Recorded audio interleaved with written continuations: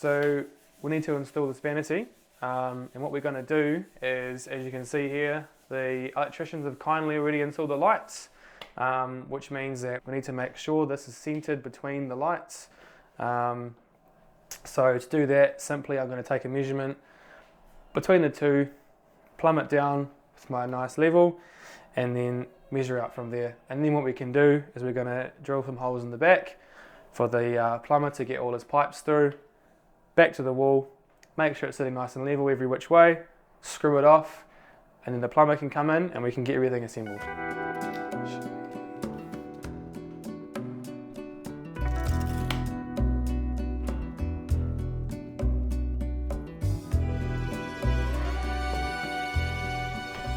So that's our centre line there, and I'm just marking this now so it's nice and easy when we fit it. Just know where it's going to go. This wall will get a second coat of paint on it as well, so we're not too worried about making a little mark. So what I'm doing here is just marking this. This is going to tell me how low I need to make the holes in the back of the vanity. That's my apprentice, always moaning. So that there represents the top of the main unit. So I'm going to mark the centre of this unit, and it should be that there as well. That's fine. So what we're going to do is mark 250, the centre of our unit there. You can see I need to mark these pipes. So do this. So there's the height of the centre of the waist. You know, it is ever so slightly offset. Doesn't really matter because, like I said, you've got a little bit of a leeway anyway. So now I'm just measuring the centre of the hot and the cold feed, just so we can put all these three holes. It'll look something like a Mickey Mouse. Big hole for the waist, hot and cold. 50, and we'll go 60. So we'll go 60 for that one. 60 mil. Off from our centre line, like so. And then this one here, almost the same. So this one here will be 50 mil. And then for our height, we're going to go 150 for both.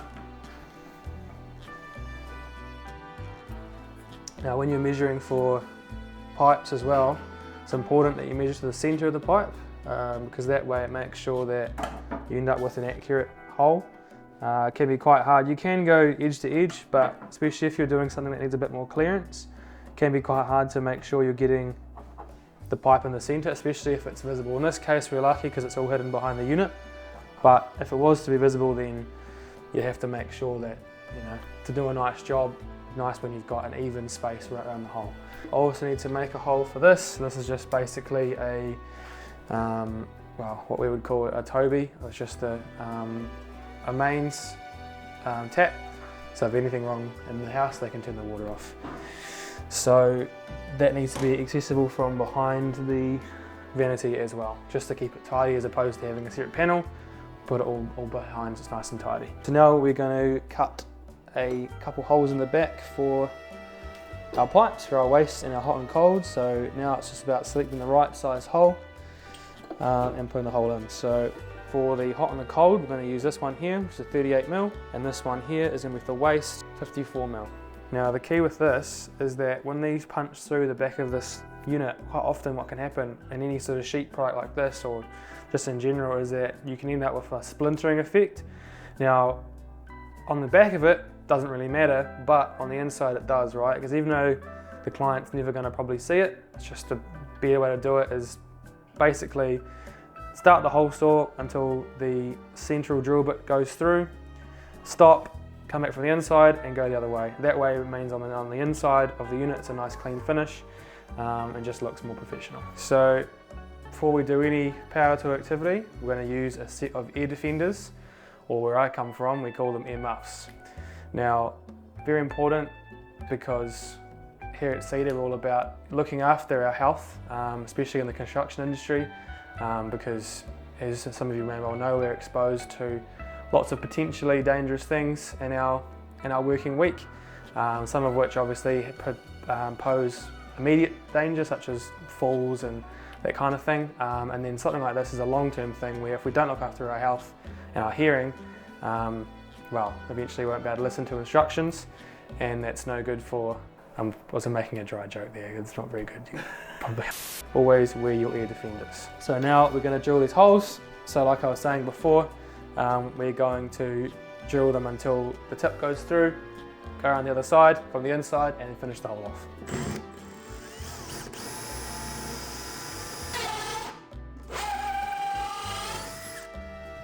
Just like that. And I'll do the other ones as well.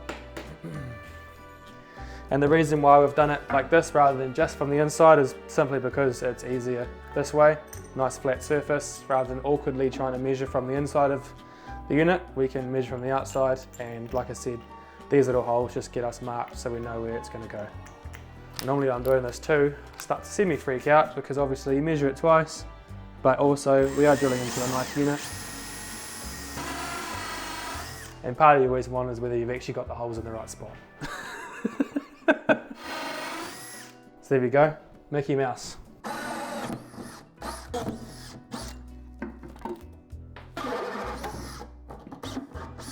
Another good tip you can do is just a little silly one, but taking these out and or putting a drill on the ground in the finished bathroom, because it's quite easy to knock these things over, causing chips or scratches or damage, and that's the last thing we want for a nice new bathroom.